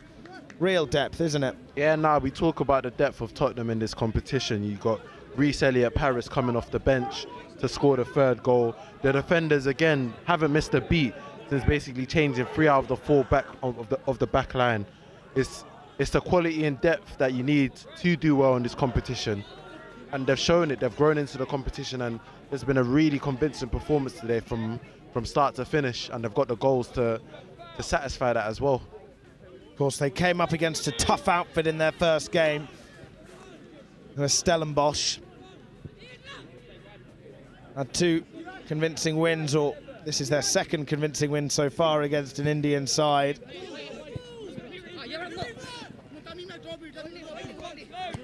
Trickery from Adewole. He puts in a lovely ball, and can he get his goal? He deserves his goal, and there it is, into the roof of the left corner. Luca Williams-Barnett making it 4. I have to shout out the great work from Adewole down the right-hand side. He was playing down the left on the first half, but he's down the right late into the second half, and he's taken on his fullback, taken him on and got down the byline and put a great cross into the box. And as you said, Williams-Barnett with the composure in the box. It's not an easy finish because he was surrounded by Muthoot players in the box, but he's found the top corner with an excellent finish. Great goal all around. And you know what? That's 2 of the only players who have played the whole game so far linking up. Adewole, of course, who started down this left-hand side, now finds himself out on the right, and he's done a really, really good job picking out that pass to his fellow colleague who's played the entirety of the match. So it shows even those that have played every minute, they're still up for it. They're still looking fit and ready to carry on. You have to think there's also the aspect of goal difference in trying to figure out the standings. So Tottenham won't want to take their foot off the gas in terms of trying to score as many goals to try and finish as high as possible on this table. Well kept in there by Elijah Upson. And here is the man who scored the 4th goal. Lofting in a promising ball, trying to find Elliott Paris, but he's unable to, and instead the ball finds itself in the grasp of Anas. So just under 2 minutes to go in a long second half for Muthoot. Went into the half-time break just 1-0 down. It was promising. You felt that if they were to stay in the game, something could happen, but as has been with most of the games in this competition, it just takes the first half for the English side to wake up, and then in the second half they really start to blow the sides away. It's full time in the pitch just behind us. We'll bring you more info on that in just a second, but for now, Adewole looking strong again. Can he get a second assist? Looks close, but that is the end of the action. So the 50 minutes is up as the referee blows his whistle. There will be, of course, a penalty shootout, but what a performance that was, Grant, from Spurs, especially, I suppose, over the whole game, really. It happened in stages. Maybe the first bit of the second half, they weren't as electric as we saw in that first 25, but they really started to come alive in the end of that game too. Yep, we spoke very highly of Tottenham's performance in the first half. They created loads of chances, maybe didn't finish their dinner as much as they would have wanted, but as we said, we've seen the English teams really turn it on in the second half, and right from the gate, I think it was 2 minutes into the second half, they get their second goal through an own goal, and from then on it was just more and more Tottenham domination. They powered it on. The substitutions worked like a treat, and every player that came on the pitch played their part for Tottenham. They absolutely did. Couldn't have said it better myself about the substitutions. I think that's the first time I've been extremely impressed by the substitutions that they were able to bring on. Of course, other substitutions have been extremely positive, made by other sides in this competition, but for Spurs, it was like every player they brought on really did their own bit. They had their own little parts of the game which showed and demonstrated their qualities. I mean, we'll just go over this one. The keeper off his line by some significant margin, allowing Elliot Paris to just take it round him and slot it into an open net. And what about this for the ball? Dante Orr spotting the run, and a few yellow shirts in front of him to try and be able to navigate that ball through, and he did it with some aplomb. Look at that. And now into Adewale. Brilliant trickery. Great work down the right hand side. Just clips it into the back stick, and Williams Barnett is there. Again, not an easy finish when he's surrounded by Muthoot players, but he found that space in the top corner. He found just enough yards just to get the shot off, and it was a great goal. Adewale knew exactly what he was doing as well. At such a tight angle, when you've got a player like one of the Muthoot defenders were sliding in on him, he didn't have much time to react and try and place a brilliant ball into the box, and he did just that. Something I could only dream of. So brilliant work from Adewale, who's impressed all game. Of course, one of the players that did come off in that second half was Tyne Thompson. He had a brilliant first half. It'll be interesting and exciting to see how his career unfolds. It's always really impressive when you see those players with confidence at this age, with that dynamism, that ability to just skill around players, beat them for pace. So really impressive first half performance from Tyne Thompson. Over that 50 minutes though, just before the penalty shootout starts, who would you say was your player of the match, Grant? Well, I have to give it to Tyne Thompson just for that first half performance. Again, we spoke about how they moved away from the left-hand side in the second half, but that first half performance, he was the go-to man for Tottenham. He kept on taking on his defender, kept on attacking them, and when you just got that sort of electricity as a winger, it just makes football such a better sport to watch. So I have to give it to my personal one, Tyne Thompson. If I get the chance to speak to him after the game, I'm gonna ask him if he says himself, I'm gonna let him land. I'm gonna let him land with that. Fair play, fair play. I think Luca Williams Barnett as well, especially as he got the goal. He's certainly up there. Now the attention turns to the penalty shootout to our right. Steps up the substitute, Ellis Lehane, sending the keeper the wrong way. Calm, composed, along the floor, but aesthetically pleasing. Yep, as the striker, he's gonna want to be the first to step up for the penalties and be one of the most confident to step up for the penalty. And it's good to see a striker do it with a plump, put it into the bottom corner. Now it's Muthoot's turn. Try and make it level at the first time of asking. Krishnan. The run-up we've seen a lot from the Indian side to this tournament. Straight in front of the ball, and it's a good penalty. Good penalty. Keeper dived the right way, but just put it out of his reach. It's a good penalty. The keeper goes the right way, and it still beats him. Warren unable to palm that away. And now it's Adewale's chance. We've got the penalty shootout just going on behind us with Stellenbosch and Crystal Palace. Adewale with the duties to put Tottenham back into the lead. Full of confidence after his performance today. Taking it left-footed, it seems. Oh, no, the run-up changes that. Ooh, unfortunate from Adewale after such a brilliant game. I was just going to commend him for the fact that he could probably use both feet, hence the run-up. You can see the number 4, Janai Byfield, consoling him. He was the first to go up to Lehane to congratulate him following his dispatching of the penalty. Really a figure in the squad who can act as a leader. Adewale will be delighted with that, as will Tottenham. Poor penalty from Rahman. Sends it well over the bar. He just went right under that ball. Always rising. Very quick run up as well. Was not.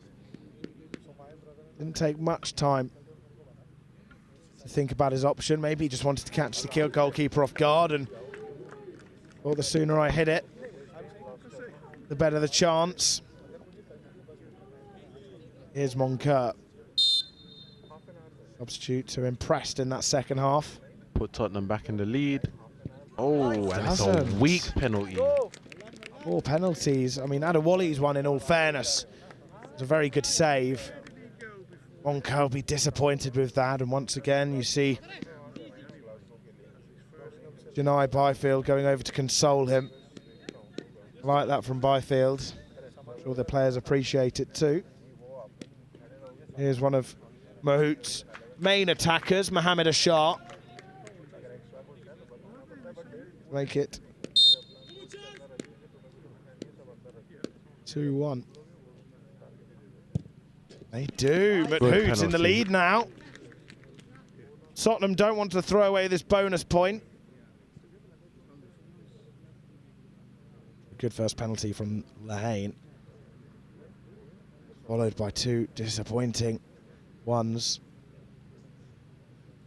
One of the players of the match, Williams Barnett, will try to change that fortune now for Tottenham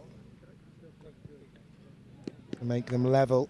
Of course, Muthoot still do have the majority of the penalties to take after this one. Here's Williams Barnett after such a brilliant game. He got his goal right at the end. Can he get the penalty too? He can. Keeper goes the right way, but the stutter was excellent. Put him off. He struck it neatly, didn't he, Grant? Great penalty, right into the corner again. Some of the penalties we've seen from Tottenham haven't been the most confident, but that penalty looks the keeper in his eyes and puts it bottom corner. You can't ask for more than that from a penalty taker. Really good. This is a significant point of the penalty shootout. It'll give a chance for Muthoot to be in the driving seat. Going into the last round of the penalties of the 5. Oh, really poor, unable to keep it down on 2 occasions, Muthoot. It's a well thought out penalty. He went for that top corner, but when you go for a top corner, you have to execute because there's such little margin for error. All from margin there.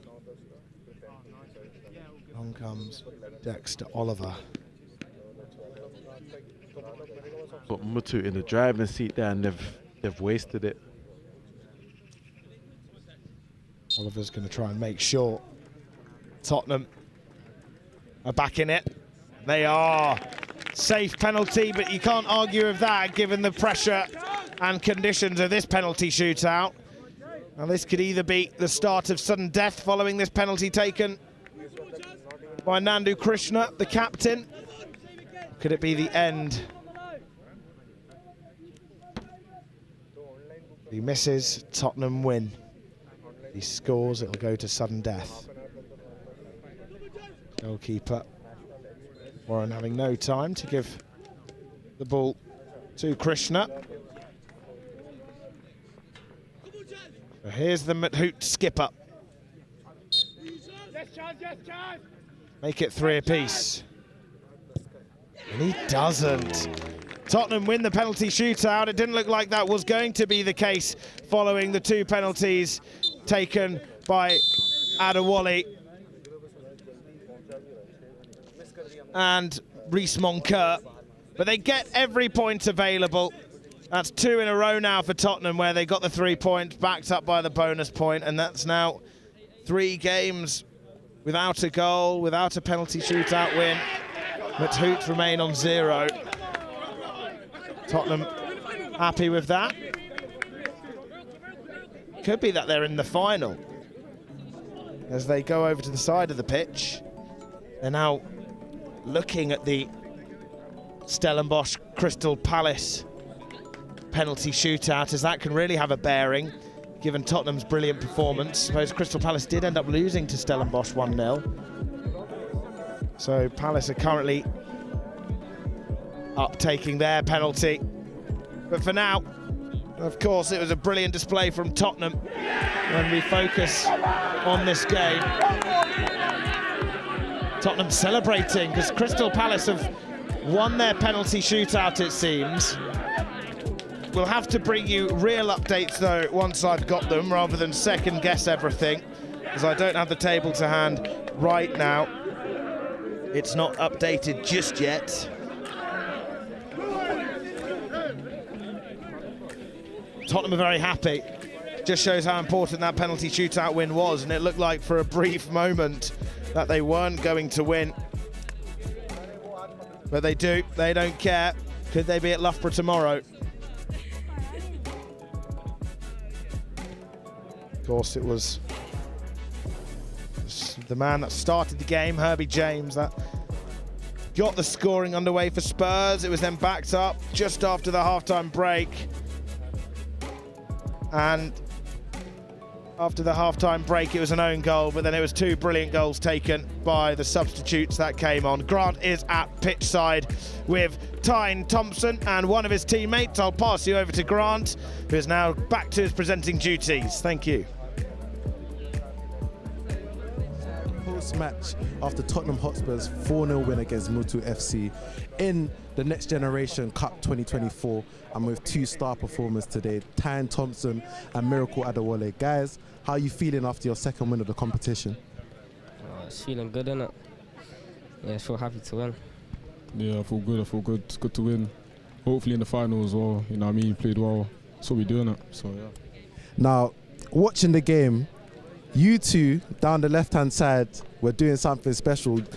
Miracle, you were backing up the play perfectly as a fullback, and Tyne, as the winger, you were just going at them. Did you lot know it was going to be your sort of day today?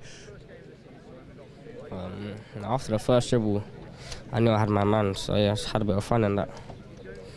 Yeah, obviously me and T play together a lot, so like we know how to use each other well. So we just knew as soon as we stepped on that pitch, we knew we were going to skin them. That's what we did. I love that. There's confidence when you talk about the fact that you've played a lot together. There's confidence. You lot kind of know exactly what each other's gonna do. Like, how long have you lot been playing together, and like how's that chemistry just developed? More last season, and then we just developed together, and then yeah, so it's what we're doing it. Yeah, it's true what you said. In training sometimes, in games, whenever the opportunity is there, we just take it. Yeah. Now, Miracle, you started off as the left back, but you also moved over to right back, and you had an amazing assist for the fourth goal. Talk to me a little bit about your versatility, like how it is to play on both sides, and sort of how that brought out in your performance. No, I feel like when the manager tells me go somewhere, I just go there. And I just try to adapt as quick as I can, get the ball, head up. If I know what I'm gonna do, I do it. Obviously, when I went onto the wing, got the ball. Went for my man, got the assist. That's what I wanted to do, so yeah.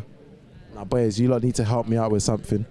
I could easily just say you two were the players of the match, but I need you lot to help me pick out a player of the match from your 4-0 victory against Muthoot. Who would you pick to get some flowers today? Myself.